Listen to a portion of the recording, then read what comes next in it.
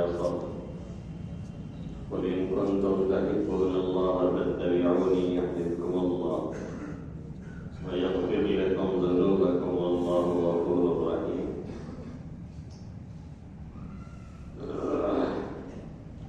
صدق الله مولانا العظيم. پروگرام کے بعد یہ چارج نہیں ہوا ہے، اس لیے وہ نہیں کروائے. پوری ہم چارج سے لگا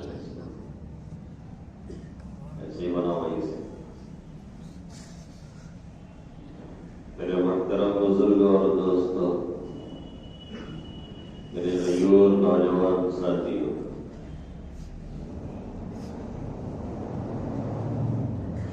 یہ جماعت العصر کا مہینہ ہے اور اس کی آج 27ویں تاریخ ہے نا. تو چشمہ میں سے پہلے اس نے دیکھ لیا تاکہ پھنسے نہیں.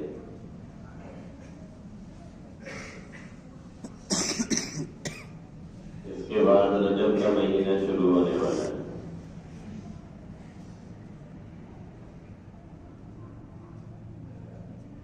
ہماری اور آپ کی یہ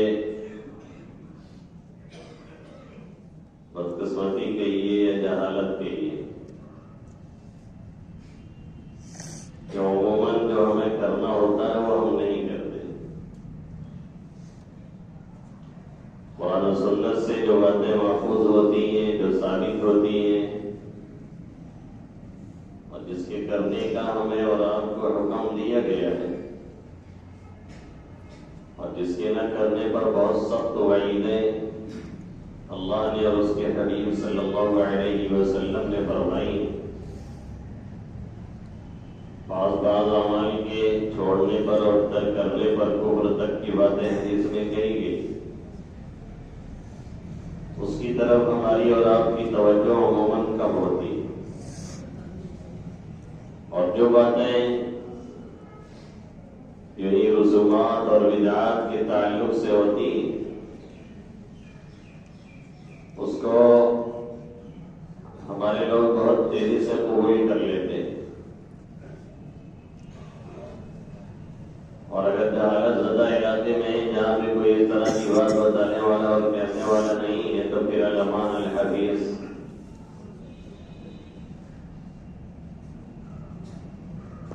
کسی کو شعبان میں 15 شعبان کو عورتوں کی روح چلی آتی ہے ملنے کے لیے اور کسی کو رات میں جھاڑو لگانے سے فقیری آ جایا کرتی. یہ سب عوام کی فالتو چیزیں ہیں جو ان میں چلی جاتی ہیں اور چلتی رہتی ہیں. اچھا، رات میں جھاڑو لگانے سے فقیری آتی ہے لیکن عید بقرعید میں نہیں آتی. ماشاءاللہ عید میں اور بقرعید میں پوری رات صفائی کرتی ہے، تب فقیری نہیں آتی ہے. تب کوئی دقت نہیں. شاید فقیری اور دن کے لیے نہ ہو اور سال کے لیے ہو، اس لیے اس دن نہیں آتی ہے. بدعت وغیرہ کی یہ پہچان ہی ایسے ہی ہے کہ وہ کہیں ہوتی ہے کہیں نہیں ہوتی ہے، کہیں لوگ جانتے ہیں کہیں نہیں جانتے ہیں، کہیں کسی طرز پہ ہوتی ہے کہیں کسی طرز پہ ہوتی ہے، جبکہ سنت عمومی ہوتی ہے اور اس میں کوئی تغیر اور بدلاؤ نہیں ہوتا ہے. بہرحال یہ رجب کا مہینہ شروع ہو رہا ہے.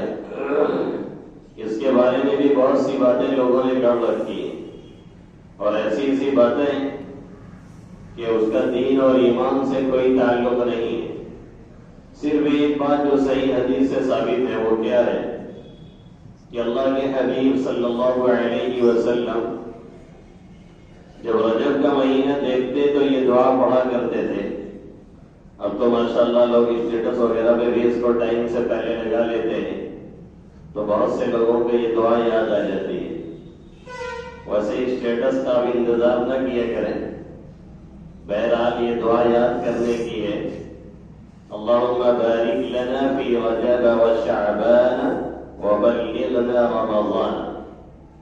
اللہم بارک لنا فی رجب وشعبان وبلغنا رمضان. اسٹیٹس بھی ہم لوگ دین اور ایمان کا کم ہی لگاتے ہیں. اب تو اسٹیٹس اپنی بات اپنے مخالف کو پہنچانے کا ایک طریقہ ہو گیا ہے.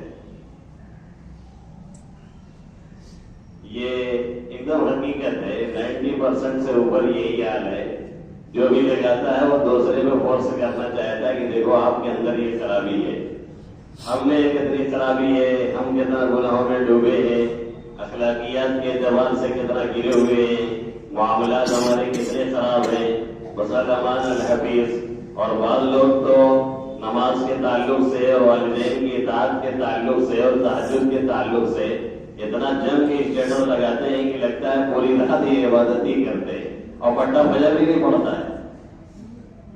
مجھے خوب معلوم ہم لوگوں کے بارے میں کہ وہ فجر میں بھی نہیں آتے, لیکن اسٹیٹس ماشاء اللہ کیا کہنے ہیں, ان سے بڑا دیندار کوئی نہیں. یہ دیکھیے ہم اپنے کو دھوکہ دے رہے ہیں, اپنے آپ کو دے رہے ہیں, اللہ اور اس کے رسول کو نہیں دے رہے ہیں, دنیا والوں کو نہیں دے رہے ہیں, حقیقت میں اپنے آپ کو دھوکہ دے رہے ہیں. یہ دھوکہ کبھی کھلے گا جب جا کر کے تو بڑی ندامت ہوگی, اور جس دن ندامت کا کوئی نتیجہ نہیں نکلنے والا ہے. تو یہ دعا ہے جو اللہ کے حبیب صلی اللہ علیہ وسلم پڑھا کرتے تھے, اللہم بارک لنا فی رجب و شعبان وبلغنا رمضان. اے اللہ رجب اور شعبان میں ہمارے لیے برکت رکھ دے اور ہمیں رمضان تک پہنچا دے, یعنی رمضان کا مہینہ عطا فرما.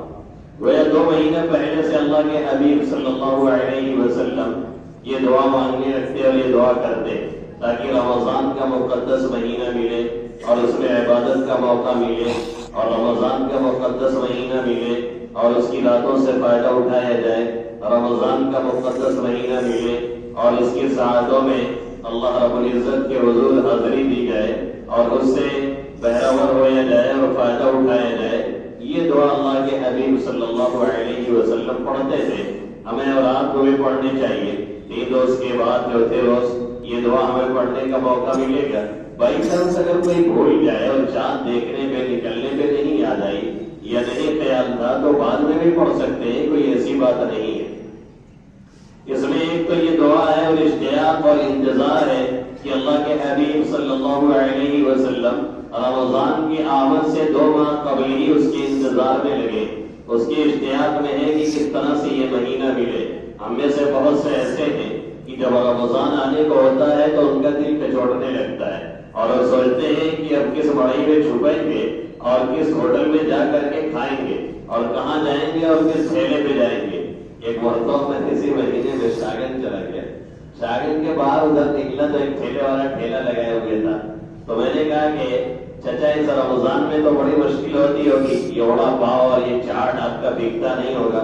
خیر مولوی صاحب وقت سے پہلے میں کوئی ختم ہو جاتا ہے, بیچ کے چلے جائیے. تو میں نے کہا چچا کھاتا کون ہے؟ کہنے لگے وہ آپ کے لوگ جب روزہ نہیں رہتے نا, یہ کورونا ہے کہ کوئی کھاتا ہے. مجھے بہت شرمندگی ہوئی پوچھنے کے بعد, بھائی کیا تاثر ہم لوگ دے رہے ہیں, نہیں غیروں کو ہم نے کیا تاثر دیا. اور اس کے بعد کہتے ہیں کہ غیر جو ہے ہمیں برا بھلا کہتا ہے. ہم نے اپنی عزت کا کوئی سامان بھی رکھا ہے, ہم نے اپنی پہچان بھی کوئی رکھی ہے, ہمارے کوئی اخلاق اور اقدار بھی کوئی چیز ہے ہمارے پاس. ہم نے غیروں کے کوئی چھاپ چھوڑنے کی کوشش بھی کی ہے.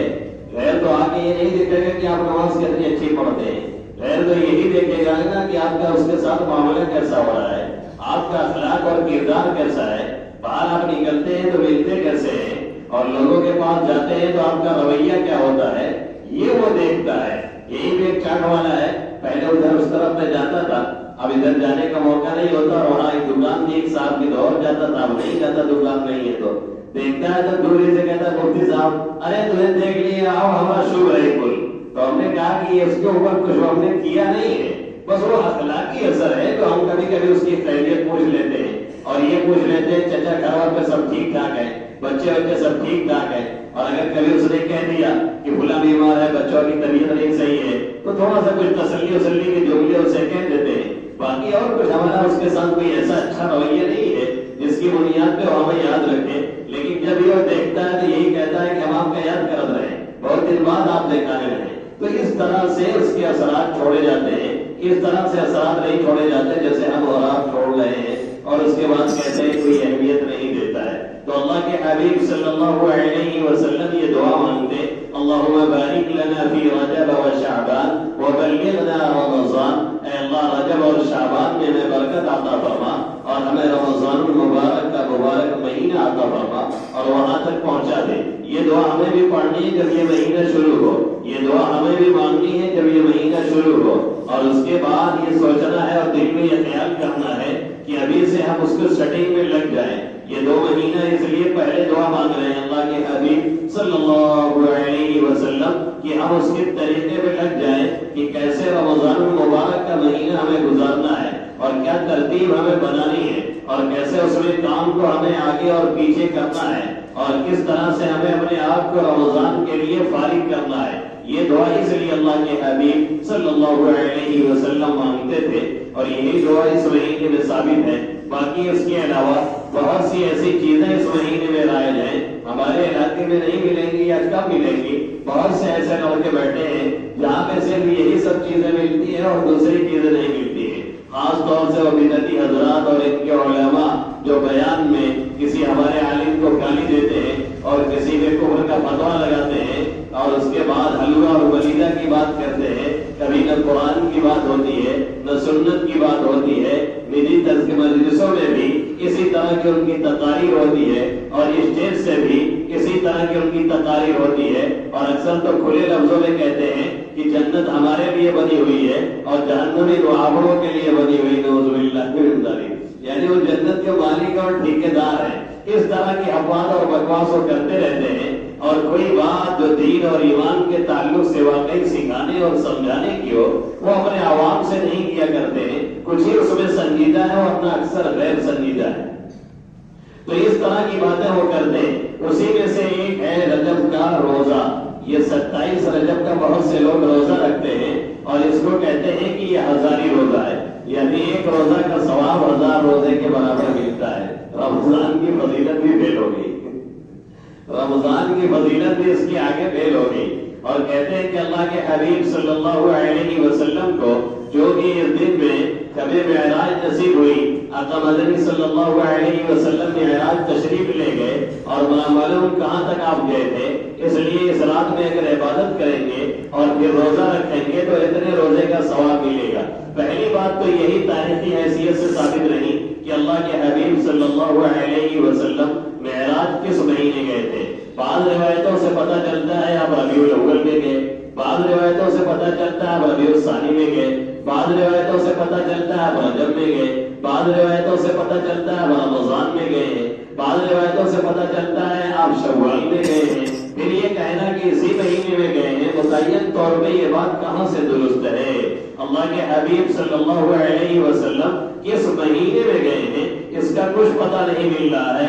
رمضان میں آپ گئے، شوال میں آپ گئے، یا اس مہینے میں گئے یا کسی اور مہینے میں گئے، اگر اس کی اتنی اہمیت ہوتی تو پھر اس کی تاریخ کو محفوظ رکھا جاتا اور صحابہ کرام رضوان اللہ تعالی علیہم اجمعین اس دن کی تاریخ کو محفوظ رکھتے۔ تاریخ کا اتا پتہ نہیں، اس سے صاف یہ معلوم ہوتا ہے کہ ان کے ہاں اس کی کوئی اہمیت نہیں تھی کہ یہ دن منایا جائے یا اس دن کو خاص طور سے کوئی عبادت کی جائے جس کی وجہ سے تاریخ محفوظ نہیں رہ گئی۔ ورنہ شب قدر کی آپ جانتے ہیں کہ رمضان میں ہوتی ہے، آخر عشرے میں ہوتی ہے، تاک راتوں میں ہوتی ہے۔ اس کے تمام متعلق حدیث میں اللہ کے حبیب صلی اللہ علیہ وسلم نے بیان فرمائے اور قرآن مقدس کی پوری ایک سورہ بھی اس میں نازل ہوئی اس کے تعلق سے، لیکن اس کے تعلق سے کوئی باتیں نہیں ہیں، اس میں کوئی دو رائے نہیں ہے کہ اللہ کے حبیب صلی اللہ علیہ وسلم جس زمانے میں آپ وہاں تشریف لے گئے وہ انتہائی معراج محمد عربی صلی اللہ علیہ وسلم کی تھی، اور آپ کو وہ مقام دیا گیا کہ دیگر انبیاء کو اس مقام سے نہیں نوازا گیا، اور آپ وہاں تک گئے کہ جبرائیل امین کے ساتھ دینے سے کترا گئے اور انہوں نے کہا ہم آگے نہیں جا سکتے ہیں۔ اللہ کے حبیب صلی اللہ علیہ وسلم نے ان سے فرمایا کہ در دوستی مخلصم یافتی انانم ز صحبت چرا تافتی، جب دوستی میں آپ نے مجھے مخلص پایا ہے تو میری صحبت سے آپ لگام کیوں پھیر رہے ہیں اور مجھے چھوڑ کے کیوں یہیں پہ جا رہے ہیں؟ انہوں نے کہا بگفتہ فراتر مجالم نماز مادم کی نیروے بالم نماد اگر یک سیرے موئے برتر پرم فروغ تجلی بسوزت پرم. کہنے لگے کہ اس سے آگے میرے پروں میں طاقت نہیں ہے اور اس سے آگے ایک بال کے برابر میں نہیں جا سکتا اور اگر اس سے آگے ذرا برابر میں گیا تو تجلی الہی کی روشنی میرے پروں کو جلا کر کے خاکستر کر دے گی. اس لیے اب آپ ہی جائیے. اور اللہ کے حبیب صلی اللہ علیہ وسلم گئے اور گئے تو کہاں تک گئے اور کہاں تک پہنچے جبرائیل امین بھی نہیں بتا سکتے ہیں اس لیے کہ وہ بھی وہی رہ گئے تھے. اسی لیے مصطفی مرحوم نے فرمایا کھولیں گے جبرائیل کی آراز دنا لقد رہا سدرہ ہی ان کا منتہا صلی علی محمد. جبرائیل امین کیا بتائیں گے کہ اللہ کے بہت قریب ہوئے, اتنے قریب ہوئے, اتنا فاصلہ تھا, اتنے پردوں کا فاصلہ تھا, ایسا معاملہ تھا. جبرائیل امین جب گئے ہی نہیں تو اس کی وضاحت ان سے کیسے لی جا سکتی ہے اور ان سے کیسے پوچھی جا سکتی ہے؟ یہ بہت بلند مقام اللہ کے حبیب صلی اللہ علیہ وسلم کو دیا گیا. اور اس وقت جب آقا لوٹنے لگے تو فرمایا گیا کہ یہ 5 نمازیں آپ کی امت پہ فرض ہیں. پہلے تو کہا گیا 50 نمازیں. لوٹ گیا ہے, موسیٰ علیہ السلام نے پوچھا خیریت تو ہے؟ آپ نے فرمایا ہاں یہ تحفہ ملا ہے 50 نمازوں کا. کم کرائے لو, امت کہہ نہ پائی. کم کرا لیجیے, امت کر نہیں پائے گی آپ کی. ہم نے اپنے لوگوں کو آزمایا ہے, 2 ٹائم کی پوری نہیں ہوتی, 50 کی کہاں کریں گے؟ تو حضرت موسیٰ کا بڑا احسان ہے ہم لوگوں پر کہ انہوں نے فرمایا کہ جا کے کم کرا لیجیے. اللہ کے حبیب صلی اللہ علیہ وسلم گئے, 5 کم کر دی گئی. لوٹ گیا, پوچھا کتنا؟ کہا 45 45. کہا بھی نہیں چل پائے گا, پھر چلے جائیے. کرتے کرتے لوٹ کے گئے تو 5 بجی, لے کر کے 5 لوٹے. حضرت موسیٰ نے فرمایا پھر جائیے کچھ کم کرا لیجیے, یہ بھی ان سے سفر نہیں پائے گی. کاش اللہ کے حبیب صلی اللہ علیہ وسلم گئے ہوتے, عشاء اور فجر کب ہو گئی تو مزہ آئے گی.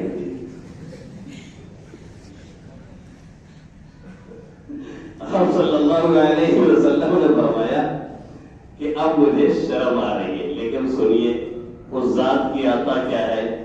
اللہ نے فرمایا هذه 5 ثوابه 50. قربان جائیے اس کی شان کریمی پہ. اللہ نے فرما دیا یہ 5 تو ہیں لیکن ثواب کتنے کا ملے گا؟ 50 کا ملے گا. هذه 5 ثوابه 50. کیا نوازش ہے. اب اس پہ بھی اگر ہم چھوڑ کے بھاگ رہے ہیں تو ہم سے بڑا محروم کوئی نہیں ہے. اب یہ چیز بالکل پکی ہے, قرآن میں بھی ہے, حدیث میں بھی ہے. اللہ کے حبیب صلی اللہ علیہ وسلم نے اس کی ترغیب دی ہے اور جماعت چھوڑنے والوں کو گھروں تک جلانے اور پھوٹ ڈالنے کا اللہ کے حبیب صلی اللہ علیہ وسلم نے عزم کیا اور ارادہ کیا. اور یہی نہیں, آقا مدنی صلی اللہ علیہ وسلم نے فرما دیا کہ ایک نماز اگر کوئی جان بوجھ کے چھوڑتا ہے تو کفر کی سرحد میں داخل ہو جاتا ہے. یہی نہیں, آقا مدنی صلی اللہ علیہ وسلم کے زمانے میں نمازوں سے کوئی اگر پیچھے رہتا تھا تو شدید کوئی منافق ہوتا تھا یا ایک دم بددین ہوتا تھا, وہی پیچھے رہتا تھا. یہی نہیں, علماء نے لکھا ہے اگر کوئی نماز نہیں پڑھتا ہے تو خطرہ اس بات کا رہتا ہے کہ مرتے وقت اسے کلمہ نصیب نہ ہو. اب اس کی طرف تو ہماری توجہ نہیں, نہ ان کے علماء اس کی طرف توجہ دلاتے ہیں. اور اللہ کے حبیب صلی اللہ علیہ وسلم نے فرمایا جعلت قرۃ عینی فی الصلاۃ, میری آنکھوں کی ٹھنڈک میری نماز میں رکھی گئی ہے. ہمیں اس کی توفیق نہیں ہے, ان چیزوں کی طرف ہم نہیں آتے ہیں. اور ہم نے لیا تو کیا رجب کا 27واں روزہ اور 27 رجب کی عبادت جس کی کوئی اصلیت نہیں ہے. سن 5 نبوی میں یہ معراج کا واقعہ پیش آیا, سن 5 ہجری میں نہیں, سن 5 نبوی میں. یعنی اللہ کے حبیب صلی اللہ علیہ وسلم جب نبی بنائے گئے اس کے 5ویں سال میں یہ واقعہ پیش آتا ہے. اس کے بعد آقا مدنی صلی اللہ علیہ وسلم 18 سال زندہ رہتے ہیں, 18 سال اس دنیا میں تشریف رکھتے ہیں, لیکن کبھی آپ نے معراج نہیں بنائی. اور آقا کے جانے کے بعد صحابہ کرام 100 سال تک تقریباً اس دنیا میں رہتے ہیں, کبھی کسی صحابی نے معراج نہیں بنائی. اس کے بعد پھر زمانہ آتا ہے خیر القرون قرنی ثم الذین یلونہم, ثم الذين يلونهم ثم فشل الكذب. اللہ کے حبیب صلی اللہ علیہ وسلم فرماتے ہیں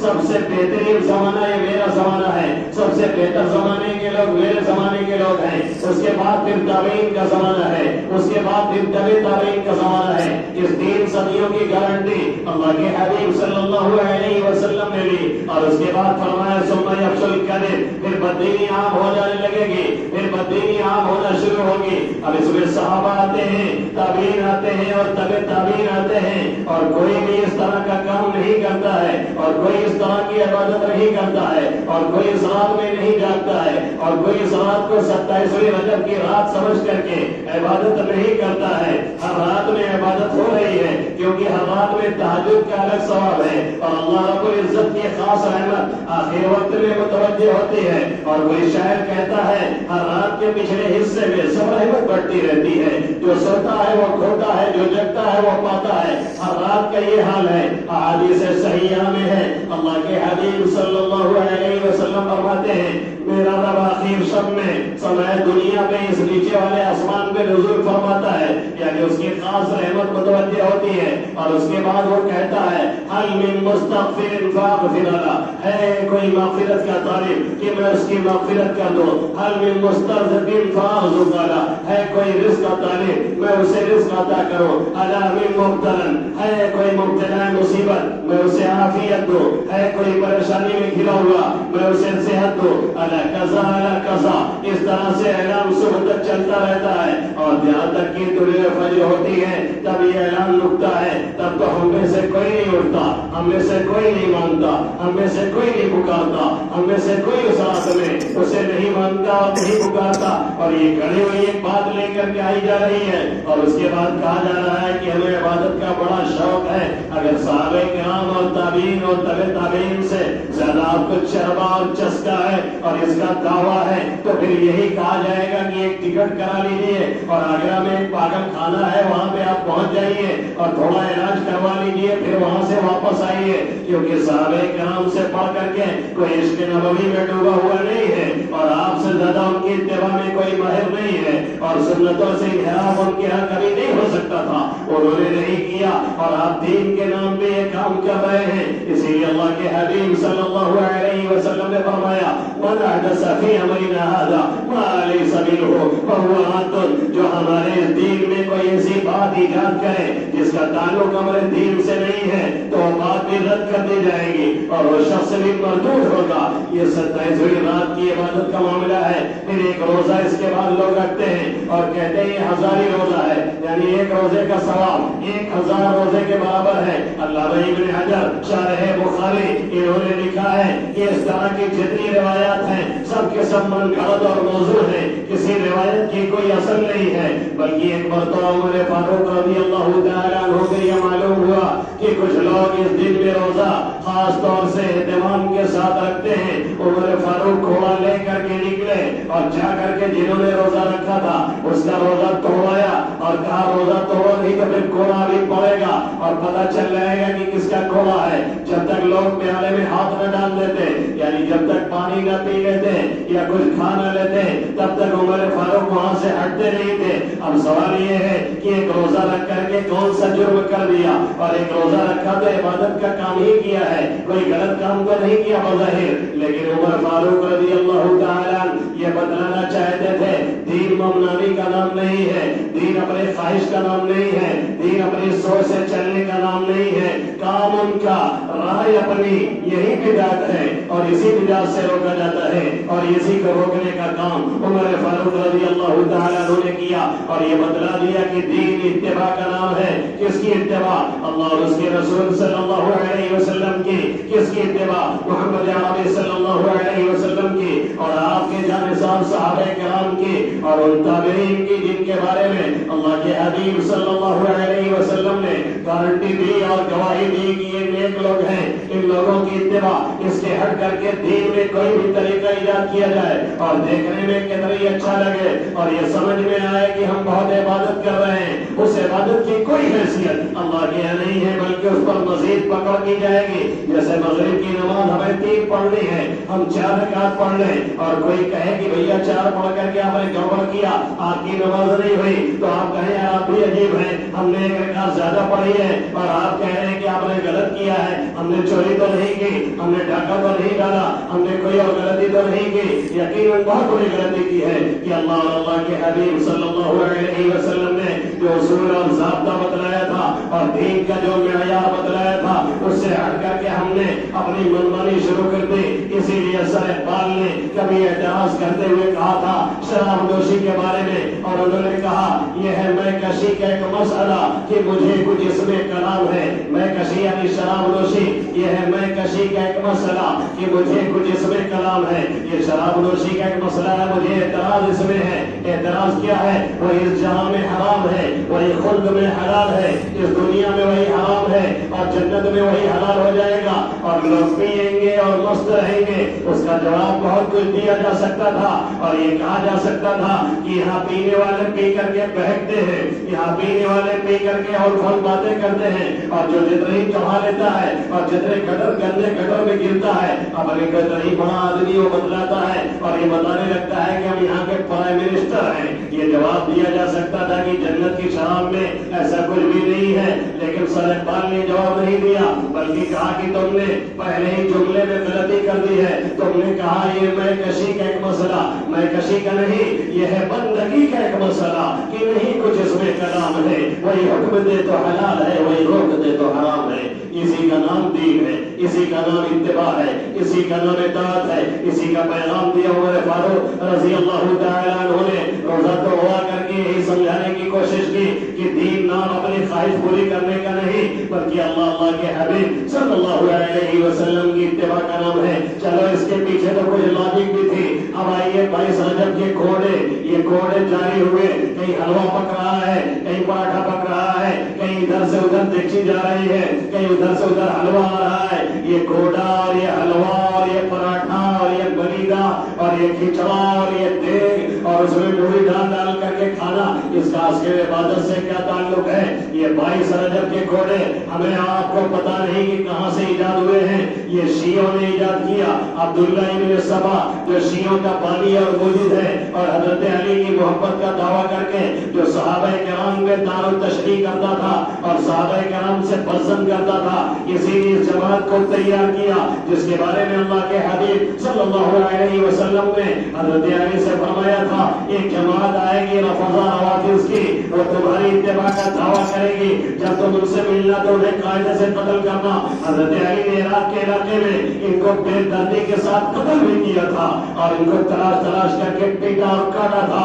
اللہ کے حبیب صلی اللہ علیہ وسلم نے حضرت علی کرام اللہ وجہ سے جب یہ بات فرمائی، آپ نے پوچھا کہ ان کی علامت کیا ہوگی؟ اللہ کے حبیب صلی اللہ علیہ وسلم نے کہا اے علی وہ تمہارے بارے میں وہ باتیں کہیں گے جو تم میں نہیں ہے، جیسا کہ ان کی کتابوں میں لکھا ہے حضرت علی میں خدائی حلول کر گئی، ان کی کتابوں میں لکھا ہے حضرت علی میں خدائی سما گئی ہے، ان کی کتابوں میں لکھا ہے کہ حضرت علی یہ خدا ہے، ان کی کتابوں میں لکھا ہے کہ جبرائیل امین نے غلطی اور خیانت سے کام لیا ہے، وہی لعنت حضرت علی پہ اور لے کے چلے گئے نعوذ باللہ محمد عربی صلی اللہ علیہ وسلم پہ، یہ ان کی کتابوں میں لکھا ہوا ہے۔ حضرت علی سے آدم مدنی صلی اللہ علیہ وسلم نے فرمایا تیرے بارے میں وہ باتیں کہیں گے جو تجھ میں نہیں ہے اور اس کی آڑ میں صحابہ کرام کو برا بھلا کہیں گے، ان کو قاعدے سے کاٹنا، اس لیے کہ دین دار یا دین والے لوگ نہیں ہوں گے، انہوں نے ایجاد کیا۔ اور اس کے بعد حضرت امیر معاویہ رضی اللہ تعالیٰ عنہ کی